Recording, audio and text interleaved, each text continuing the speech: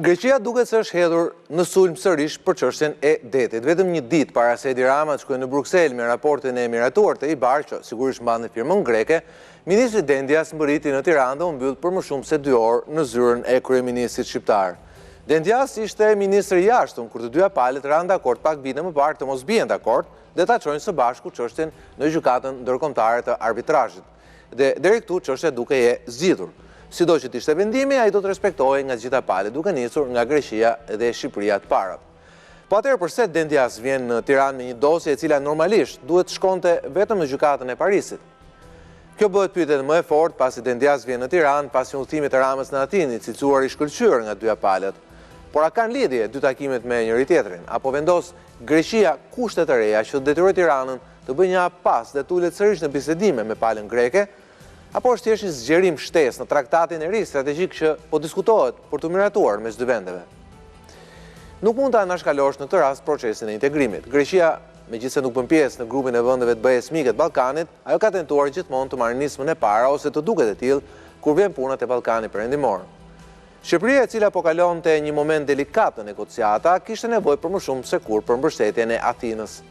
Në kohë dhe Athina gjendën në pozitë vështirë, acarimi konfliktit në Iran çoi raketa deri në Shqipër, ku menjëherë Erdogan uli 10 avion të vetët në zonën e pushtuar nga Turqia në fillim të viteve 70.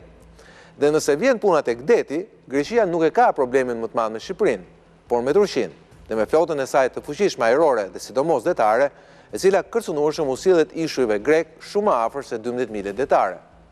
Dhe këtu biseda bëhet edhe më interesante pasi ndërsa Rama përmirëson raportet me Athinën, çdo lloj pakti për detin me Greqinë do ngjallte probleme në Ankara.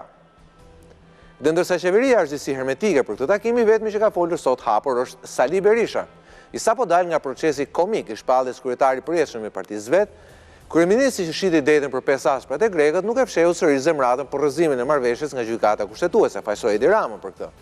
Pastaj bëri si burr shteti dhe si patriot dhe tha se nuk ishte pranuar më negociata me grekët. Sigurisht këtu plet kodra pas bregut, pasi në atë kohë ai nuk kishte më kohë për negociata, pasi doli në opozitë.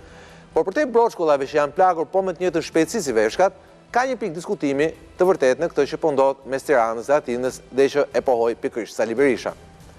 Edhe në vitin 2010, Sali Berisha dhe Luliti i vogël thonin nëpër korridore mediatike se Greqia po na bllokonte liberalizimin e vizave, se Atinës i duhej dhënë diçka për t'i marrë diçka.